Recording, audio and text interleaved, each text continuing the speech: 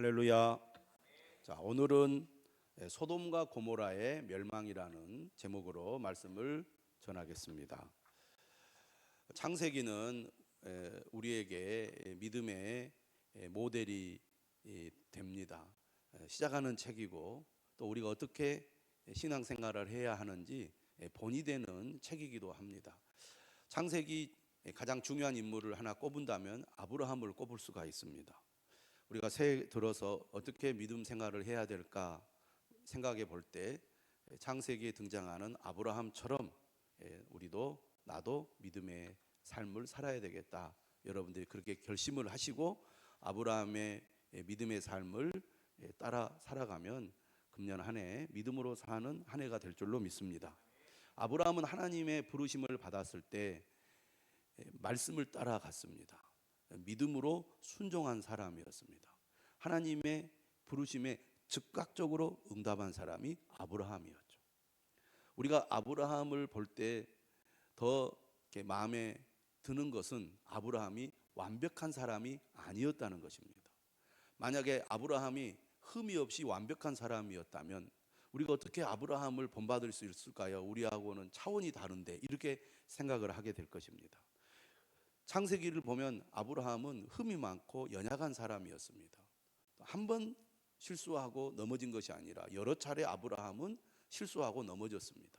그런데 어떻게 아브라함이 믿음의 본이 될 수 있느냐? 그럴 때마다 하나님이 아브라함을 찾아오셨다는 것입니다. 그럴 때마다 하나님이 아브라함에게 말씀하셨다는 거죠. 아브라함은 넘어졌지만 하나님이 찾아오셔서 말씀하시고 또 그에게 명령하실 때 하나님의 말씀을 붙들고 일어나서 하나님의 말씀을 따라갔다는 것입니다. 그러니까 우리가 흔들리고 넘어질 수 있지만 하나님을 멀리하지 않고 떠나지 않고 하나님의 말씀을 붙들고 믿음으로 나아가면 우리의 믿음이 성장하게 된다는 것입니다. 우리도 연약하지만 아브라함처럼 늘 주님을 가까이 하고 또 주님의 말씀에 귀를 기울이고 그 말씀을 따라 한 걸음 한 걸음 나아가면 아브라함이 믿음이 성장하고 또 믿음의 본이 됐던 것처럼 우리도 그렇게 될 줄로 믿습니다. 아브라함의 또 하나의 큰 특징 중에 하나는 뭐냐면 바로 그는 예배하는 사람이었다는 것입니다. 아브라함 이야기를 통해서 우리가 매우 자주 곳곳에서 확인하는 것은 그가 예배를 드렸다는 얘기죠. 오늘 우리도 이 아브라함의 예배하는 삶을 본받으시기를 바랍니다. 예배를 즐거워하고 예배를 가까이 하는 사람이 믿음이 좋아지고 믿음이 성장하고 믿음이 흔들리지 않는 것 같습니다. 어떻게 보면 신앙생활이 참 단순해요. 복잡한 것 같아도 예배를 귀하게 여기고 예배의 자리로 자주 나오면 은혜가 충만하게 됩니다. 여러분 아까 영상을 보셨잖아요. 신의 악단의 그 이제 뭐라 그럴까 배경이 북한 아닙니까? 북한 사람들은 어떻든 이 무신론을 그 가지고 있는 사람들인데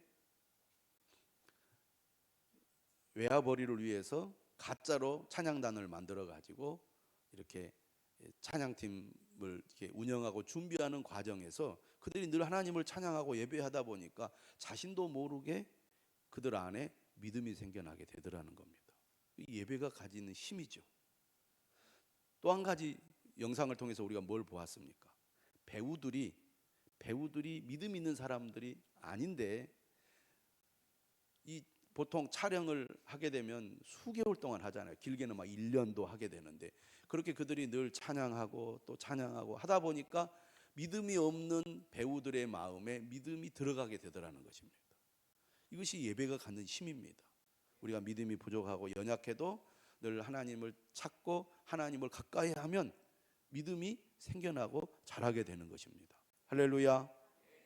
여러분 2025년 예배 생활이 좀 소홀했다면 예배를 드리는 일이 여러분들에게 좀 부족했다면 2026년도에는 예배를 가까이 하시기 바랍니다. 자주 예배를 드리시기를 바랍니다. 자주 하나님을 찬양하고 자주 하나님께 기도하다 보면 아브라함처럼 우리의 믿음도 성장하게 될 줄로 믿습니다. 이 아브라함 이야기에서 빼놓을 수 없는 사람을 한 사람 꼽는다면 아브라함의 조카 롯을 꼽을 수가 있습니다. 이 조카 롯은 일찍이 아버지를 여의고 그의 삼촌인 아브라함을 아버지처럼 그렇게 여기고 살았습니다. 그래서 하나님의 명령을 따라 아브라함이 가나안으로 갈 때 롯도 함께 따라갔습니다. 그 결과 롯은 하나님의 큰 복을 받았어요. 이 이야기가 주는 힌트가 있습니다. 우리가 누구를 가까이 하느냐, 누구를 만나느냐가 참 중요하다, 이런 생각을 해봅니다. 여러분, 우리 자녀들이 잘 되기를 바라잖아요. 그래서 늘 걱정을 합니다. 새학기가 되면, 새학년이 되면 좋은 선생님을 만났으면 하는 그런 바람이 있습니다. 그래서 학부모들의 기도 제목에는 항상 그것이 빠지잖아요. 좋은 선생님 만나게 해달라. 또 좋은 친구를 만나는 게 얼마나 중요합니까? 특히 이제 아이들이 사춘기에 접어들기 시작하면 정말 친구가 중요하잖아요. 친구가 가장 가까운 관계가 되거든요. 그래서 우리 자녀들이 좋은 친구를 만났으면 하는 바람이 다 있습니다. 사람은 누구를 만나느냐에 따라서 그의 인생이 달라질 수 있기 때문입니다. 롯은 그의 삼촌인 아브라함 덕분에 정말 그의 삶이 활짝 폈습니다. 하나님의 복을 받은 것이죠. 여러분, 우리도 좋은 믿음의 사람을 만나서 믿음의 좋은 교제를 나누게 되면 그 사람 덕분에 우리의 믿음도 건강해지고 더 성장하게 될 줄로 믿습니다. 그래서 우리가 사귀고 교제할 때 정말 본이 되는 사람을 가까이 해야 됩니다. 뿐만 아니라 여러분 자신이 다른 사람들에게 좋은 믿음의 본이 되어서 여러분 덕분에 여러분 주변의 사람들의 믿음이 건강해지고 좋아지기를 바랍니다. 셀그룹 안에서도 정말 늘 은혜를 사모하고 하나님께 감사하고 하나님을 기뻐하면서 늘 말씀으로 충만한 사람들이 있으면요, 그 셀 분위기 자체가 그런 분위기로 갑니다. 저는 여러분들이 그런 역할들을 할 수 있기를 바랍니다. 감사와 기쁨이 있는 셀은요, 항상 은혜가 충만합니다. 그런데 늘 불평하고 원망하고 늘 비난하고 그러면요, 그 영향을 받게 되어 있습니다. 사람은 반드시 주변 사람의 영향을 받습니다. 좋은 영향을 받으시기를 주님의 이름으로 축원합니다. 롯이 아브라함과 함께 살 때는 아브라함의 영향을 받아서 모든 것이 형통했습니다. 문제는 아브라함을 떠난 이유가 문제죠. 너무 잘 되다 보니까 아브라함과 롯이 함께 살 수 없는 처지가 되어서 분가를 하게 됩니다. 이때 롯이 아브라함을 정말 본받았다면, 무엇보다도 중요한 것은 믿음이구나, 하나님과 함께 하는 것이구나, 하나님을 멀리해서는 안 되겠구나, 이렇게 생각하고 판단을 했어야 되는데 롯은 어떤 판단을 했느냐, 어디 가면 내가 가축을 잘 먹이고 길러서 더 번영하고 더 풍요로운 집이 될 것인가, 여기에만 관심을 가졌어요. 그래서 롯이 선택한 곳은 바로 소알, 소돔이 있는 땅이었습니다. 그것은 온 땅에 물이 넉넉했어요. 한마디로 말하면 가축을 기르기에 좋은 땅이었습니다. 그런데 13장 13절은 이렇게 기록을 하고 있습니다. 소돔 사람은 여호와 앞에 악하며 큰 죄인이었더라. 그러니까 영적인 안목이 전혀 없었다는 것입니다. 문제는 그가 아브라함과 분가한 이후에 비록 그가 사는 땅이 하나님 보시기에 악하고 큰 죄인이었음에도 불구하고 나는 아브라함에게 배운 이 믿음의 삶, 아브라함에게 배운 이 예배의 삶을 충실하게 내가 앞으로 따르겠다라고 했다면 또 어땠을지 모르겠습니다. 그런데 우리가 롯의 삶을 보면 그의 삶에는 예배를 드렸다는 말이 한 번도 나오지 않습니다. 아브라함은 자주 수시로 제단을 쌓았다, 여호와의 이름을 불렀다는 내용이 기록되어 있는 반면에 롯은 그러한 삶이 전혀 없었어요. 한마디로 말하면 롯은 자기 믿음을 구축하지 못한 겁니다. 여러분, 우리가 자녀들을 기를 때 자녀들을 믿음으로 세우기 위해서 얼마나 노력을 합니까? 그래서 어렸을 때부터 주일학교에 보내서 예배드리도록 우리가 계속 자녀들을 돕죠. 중고등학교가 되면 아이들이 벌써 말을 잘 듣지 않습니다. 그래서 중고등학생들 교회에 보내려면 정말 특별히 이 엄마들이 얼마나 고생하는지 모릅니다. 그런데 우리가 이제 방학이 되면 수련회를 보내거든요. 왜 수련회를 보내느냐? 은혜 받게 하려고. 부모 밑에 있을 때는 부모가 막 강요하니까 억지로 나가지만, 만약 이 자녀들이 이제 성인이 되어서 부모를 떠나서 독립해서 살아갈 때 스스로 교회를 다니고 믿음을 지킬 수 있겠느냐라고 생각을 해볼 때, 그들 안에 진짜 자기 믿음이 없으면 신앙생활 하기가 어렵습니다. 그래서 중고등학교 때 수련회를 보내서 어떻게 해서든 은혜 받아가지고 주님을 인격적으로 만나도록 우리가 돕고 있습니다. 그때 은혜 받은 아이들은 청년이 되고 또 성인이 된 이후에도 교회를 떠나지 않고 신앙생활을 하는 것을 보게 됩니다. 근데 중고등학교 때 은혜를 못 받잖아요. 그러면 성인이 되어서 이렇게 타지로 나가게 되면 교회를 안 나가는 경우들이 많다는 얘기입니다. 다시 말하면 자기 신앙이 없으면 믿음의 사람 옆에 있을 때는 영향을 받아서 교회를 다니지만, 자기 믿음이 없는 사람이 그 영향력이 있는 사람을 떠나게 되면 주님을 멀리하게 되더라, 그 말이에요. 그래서 우리가 교회를 다니면서 좋은 믿음의 사람들을 만나고 그들과 교제하는 것 중요하지만, 더 중요한 것은 자기 믿음을 갖는 것입니다. 내가 은혜를 받고 성령을 체험하고 예수 그리스도를 주로 고백하는 확실한 믿음이 없이는 믿음을 지키기가 어렵기 때문입니다. 안타까운 일이죠. 롯은 아브라함과 분가한 이후에 물질적으로는 더 나아졌을지 모르지만 영적으로 볼 때는 하나님을 가까이 하지 않았고 자기 믿음이 없었고 예배하는 삶이 없었습니다. 그 결과 어떤 일이 일어납니까? 큰 고난이 임합니다. 롯에게는 이 두 번의 큰 고난이 닥치는데, 첫 번째는 전쟁이 일어나서 포로로 잡혀가는 큰 고난을 겪게 됩니다. 이때 어떻게 됩니까? 아브라함이 구출을 해주죠.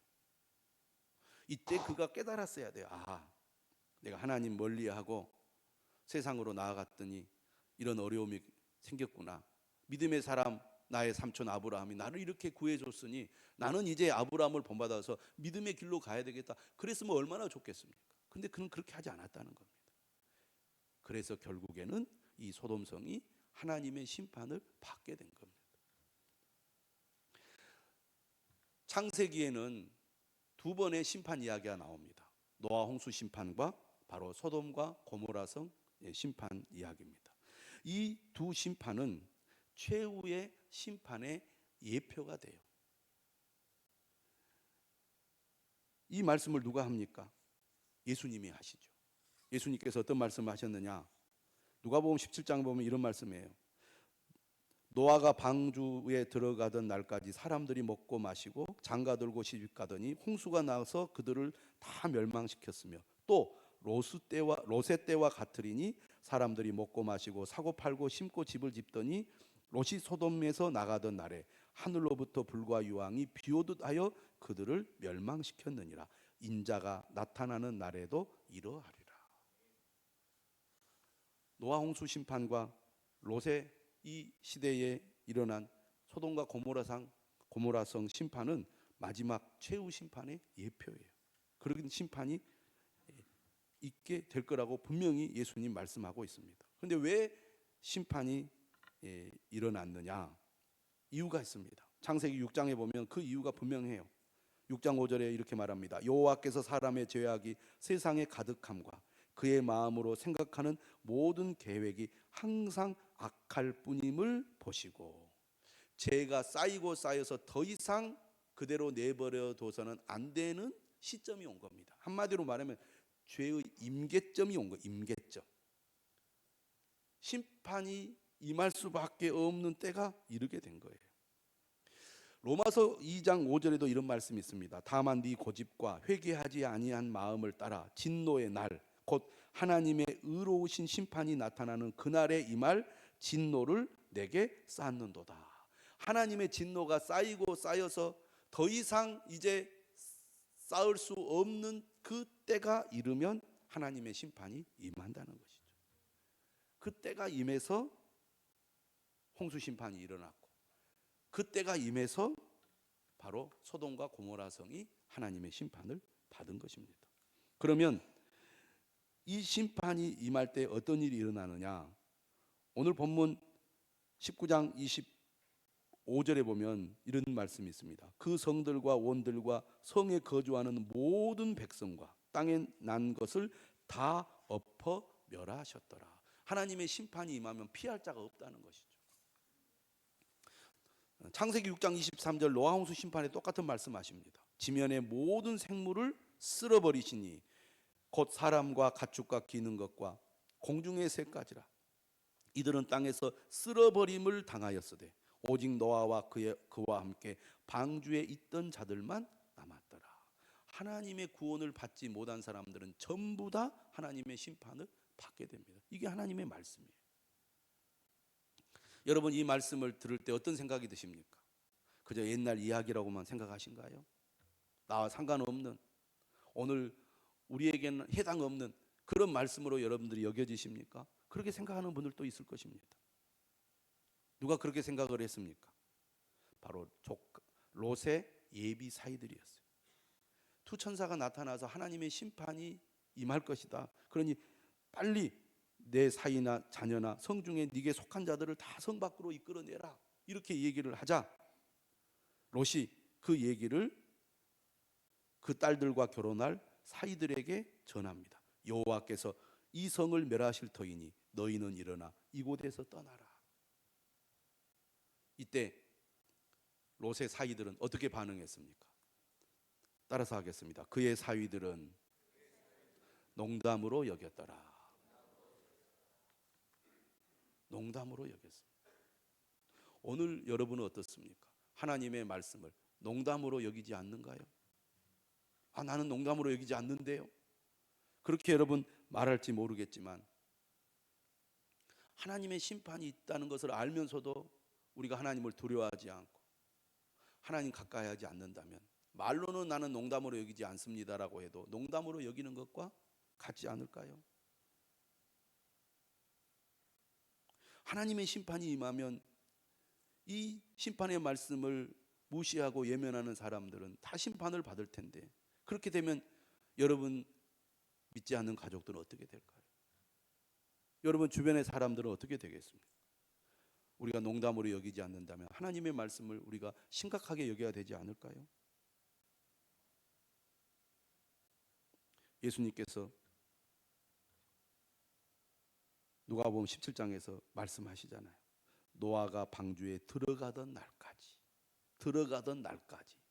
사람들이 먹고 마시고 장가들고 시집가더니, 그러니까 노아가 하나님께서 세상을 뭘로 심판한다고 말씀하실 때 그 심판이 임할 때까지 사람들은 자기 일에만 몰두했지 심판의 말씀은 전혀 관심이 없었다는 것입니다. 롯의 때와 같으리니 사람들이 먹고 마시고 사고 팔고 심고 집을 짓더니 롯이 소돔에서 나가던 날에 하늘로부터 불과 유황이 비오듯 하여 그들을 멸망시켰느니라. 하나님의 말씀에 관심이 없습니다. 오직 자신의 일에만 관심이 있어요. 그것이 바로 농담으로 여기는 것입니다. 오늘 우리는 어떻습니까? 왜 그렇다면 롯의 사위들이 농담으로 여겼을까요? 하나님의 말씀을 믿지 않았기 때문입니다. 심판의 말씀을 우습게 여기는 거죠. 뭐 그런 일이 일어나겠느냐, 지금까지 아무 일이 없었는데 그런 일이 일어나겠느냐라고 생각을 하는 것입니다. 우리가 정말 농담으로 여기지 않는다면 하나님의 말씀에 귀를 기울이고 아브라함처럼 하나님의 말씀에 순종하는 삶을 살아야 될 줄로 믿습니다. 하나님을 멀리하지 않고 하나님을 가까이 하는 삶을 살아야 될 줄로 믿습니다. 동이 틀려고 합니다. 천사가 롯을 재촉해요. 이게 하나님의 심정입니다. 우리가 어떻게 해서든지 구원받기를 원하는 게 하나님의 마음이에요. 근데 롯은 어떻게 했어요? 16절에 보면 롯이 지체함에 그랬어요. 하나님 마음이 급해요. 어떻게든지 롯과 그의 가족들이 멸망받기를 원하지 않으셨어요. 그래서 두 천사가 막 재촉해서 막 어떻게 합니까? 끌고 나가려고 합니다. 근데 롯은 머뭇거리고 있어요. 안타까운 일이죠. 왜 지체하는가? 왜 지체했을까요? 지금까지 그의 삶이 그것을 잘 대변해 줍니다. 롯의 관심은 오직 풍요와 번영에 있었습니다. 어떻게 하면 더 잘 살 것인가? 어떻게 하면 더 풍요로운 삶을 내가 누릴 것인가? 여기에만 관심이 있었습니다. 그래서 그는 아브라함을 떠나서 소돔까지 왔고요. 소돔에서 전쟁 포로로 잡혀가는 그 고난을 겪었어도 이곳이 좋다고 생각하고 20년 동안 그곳에서 살았습니다.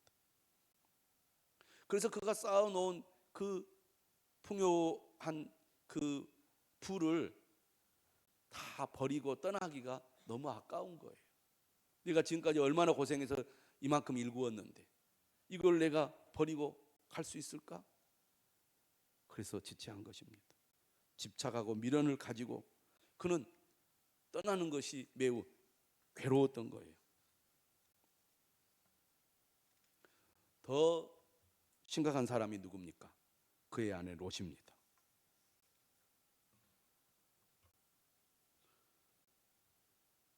26절 한번 같이 읽어보겠습니다. 시작. 롯의 아내는 뒤를 돌아보았으므로 소금 기둥이 되었더라. 17절에 두 천사가 이렇게 얘기했거든요. 그들을 밖으로 이끌어낸 후에 이르되 도망하여 생명을 보존하라. 돌아보거나 들에 머물지 말고 산으로 도망하여 멸망함을 면하라.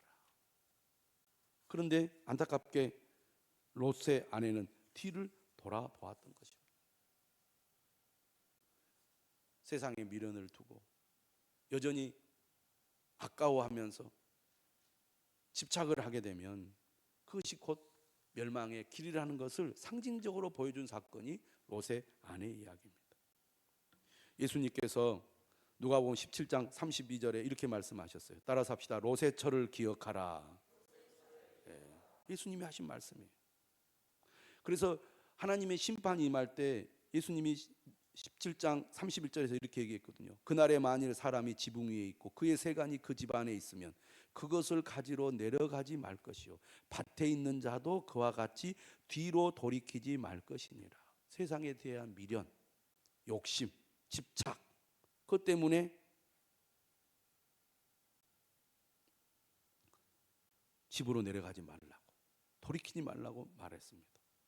무릇 자기 목숨을 보존하고자 하는 자는 잃을 것이요 잃는 자는 살리리라. 여러분, 우리가 구원을 받는 것보다 더 중요한 게 어디 있겠습니까? 생명을 얻는 것보다 더 귀한 것이 어디 있겠습니까? 뒤를 돌아본 이유가 어디에 있을까요? 세상에 대한 미련 때문입니다.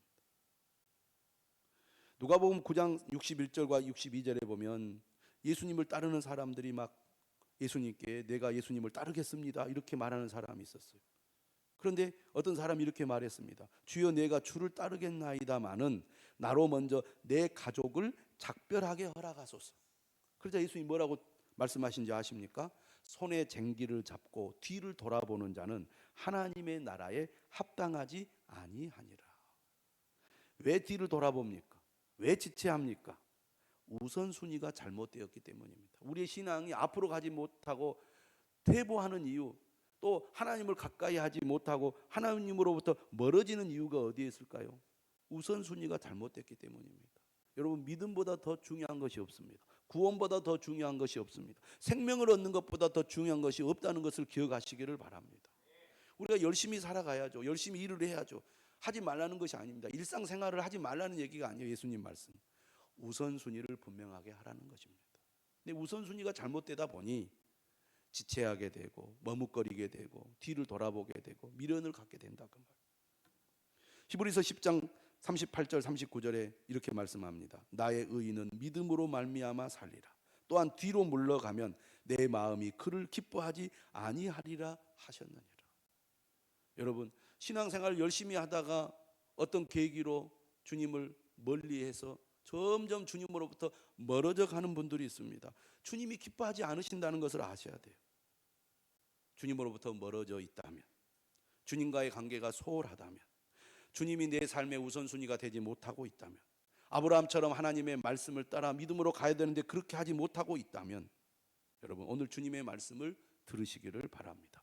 롯의 처와 같은 신세가 되지 않도록 다시 한번 새롭게 결단하는 여러분들이 되시기를 바랍니다.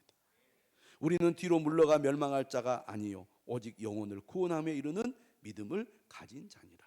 믿음을 가진 자는 뒤로 물러가면 안 된다 그 말이에요. 주님이 얼마나 안타까워하는 줄 아십니까? 오늘 본문에 보면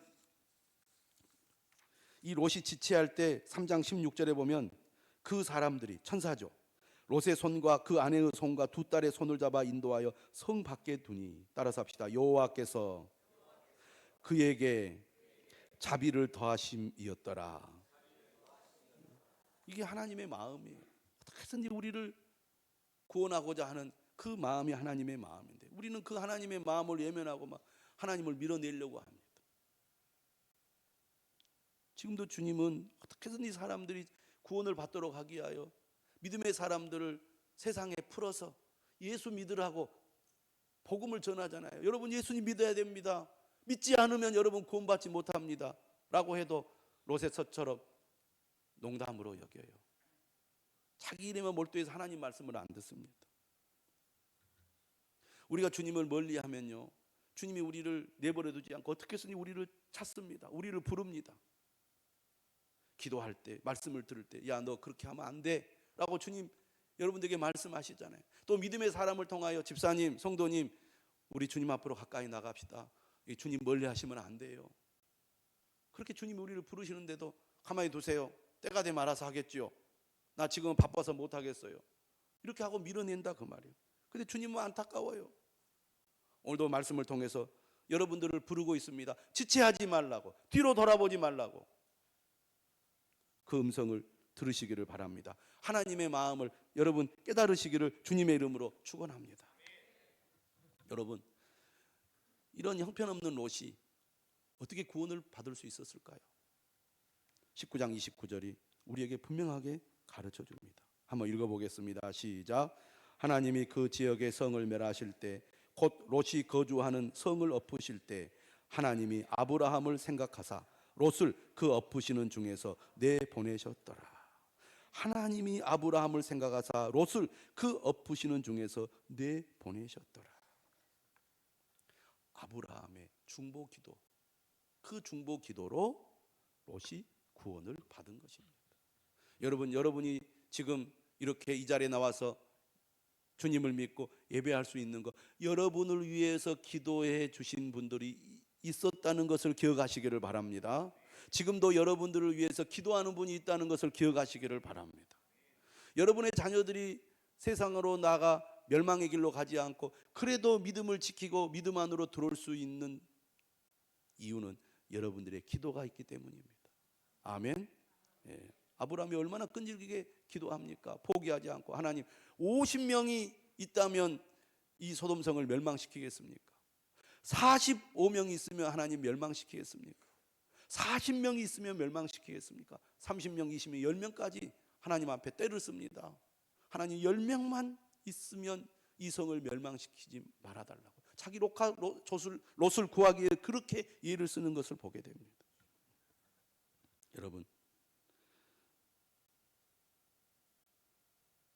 여러분의 가족을 위한 중보 기도가 여러분의 가족을 살릴 줄로 믿습니다.